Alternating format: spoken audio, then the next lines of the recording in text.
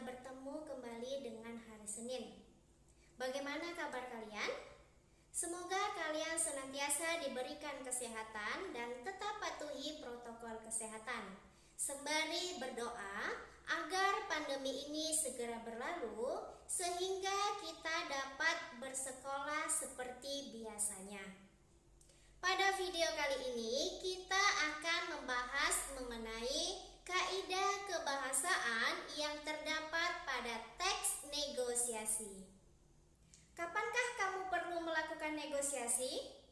Sebenarnya negosiasi bisa dilakukan kapanpun. Negosiasi diperlukan kalau kamu merasa ingin melakukan penawaran, terutama kalau barang atau jasa yang ditawarkan ke kamu masih terlalu mahal. Dalam bahasa Indonesia, teks negosiasi adalah teks yang berisi interaksi sosial antara satu orang dengan yang lainnya yang berfungsi untuk menetapkan keputusan di antara pihak-pihak yang mempunyai kepentingan berbeda. Kedua belah pihak dalam negosiasi memiliki hak atas hasil akhir.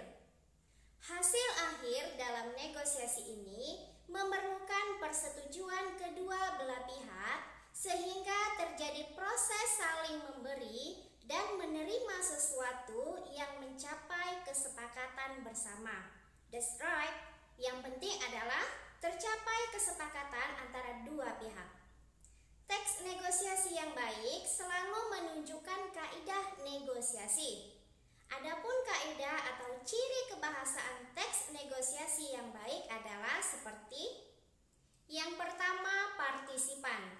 Partisipan adalah pelaku atau negosiator atau disebut juga dengan penutur dan mitra tutur.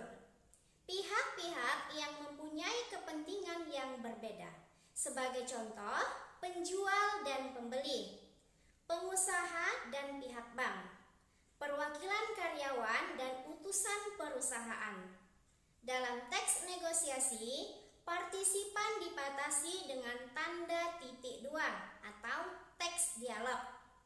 Mereka menggunakan kata sapaan seperti bapak, ibu, mbak, mas, dan lain-lain. Yang kedua, bahasa santun. Berbahasa Indonesia dengan santun adalah menggunakan bahasa Indonesia dengan budi bahasa yang halus, nilai rasa yang baik dan penuh kesopanan, serta berusaha menghindari konflik antara pembicara dengan lawan berbicaranya di dalam proses berkomunikasi. Teks negosiasi merupakan teks untuk menghasilkan kesepakatan.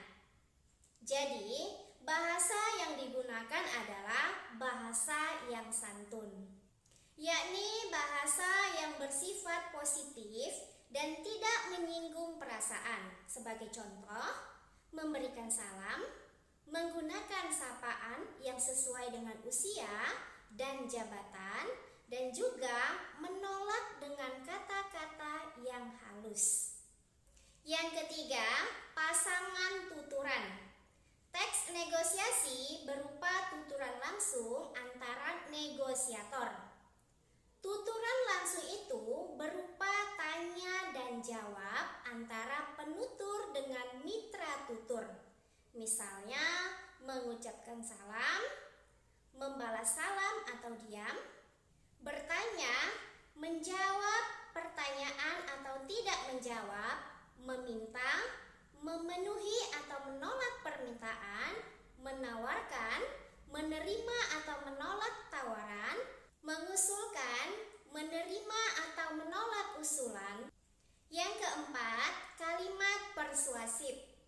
Pengertian kalimat persuasif atau persuasi adalah sebuah kalimat yang berisi himbauan atau ajakan secara halus agar lawan bicara mau atau bersedia mengikuti kemauan yang disampaikan oleh penutur kalimat tersebut.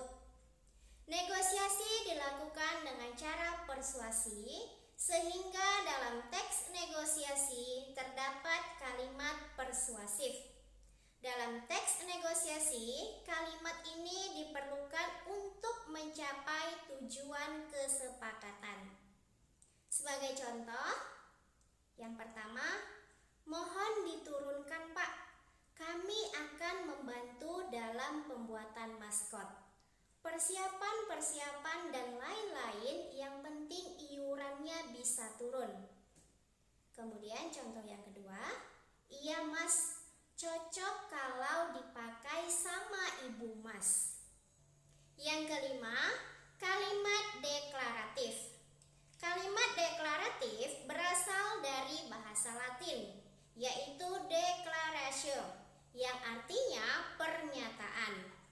Kalimat deklaratif adalah sebuah kalimat yang berupa statement dan bersifat fakta atau opini.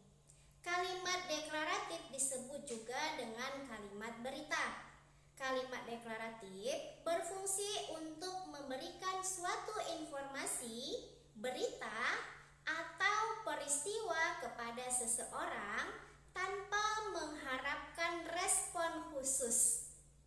Dalam teks negosiasi, kalimat deklaratif diperlukan untuk menginformasikan keinginan partisipan. Tujuannya agar partisipan lain mengerti tentang hal yang sedang dinegosiasikan. Sebagai contoh, begini Pak, untuk proposal ini tidak ada masalah. Cuma untuk 800 juta rupiah, kami dari pihak bank tidak bisa memenuhinya. Pihak bank hanya sanggup memenuhi 500 juta rupiah dengan bunga 5%. Kemudian kalimat imperatif. Menurut KBBI, pengertian kalimat imperatif adalah kalimat yang bersifat memerintah atau memberi komando, mempunyai hak memberi komando, dan bersifat mengharuskan. Dengan kata lain, kalimat imperatif adalah kalimat yang di dalamnya mengandung perintah. Kalimat ini berfungsi untuk meminta atau melarang seseorang untuk melakukan sesuatu. Contohnya, mohon untuk dipertimbangkan terlebih dahulu. Contoh yang kedua, mohon untuk segera dilunasi hutangmu. Selanjutnya, kalimat interrogatif. Kalimat interrogatif memiliki pengertian sebagai kalimat yang di dalamnya mengandung pertanyaan. Kalimat ini berfungsi untuk menanyakan suatu informasi kepada orang lain. Dalam teks negosiasi, kalimat interrogatif diperlukan untuk menanyakan informasi tentang hal yang sedang dinegosiasikan. Contohnya, mau beli apa Mas? Ini berapa Mbak? Ungkapan kesepakatan.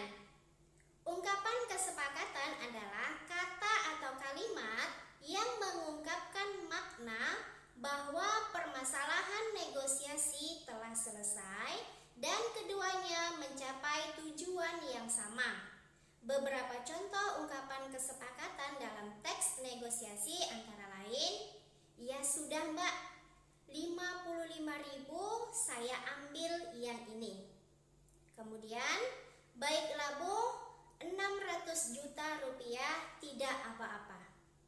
Dan unsur kebahasaan lainnya adalah kalimat langsung, kata sapaan, ucapan salam, dan pronomina persona. Demikianlah materi kita pada video kali ini. Sampai bertemu pada video selanjutnya. Wassalamualaikum warahmatullahi wabarakatuh.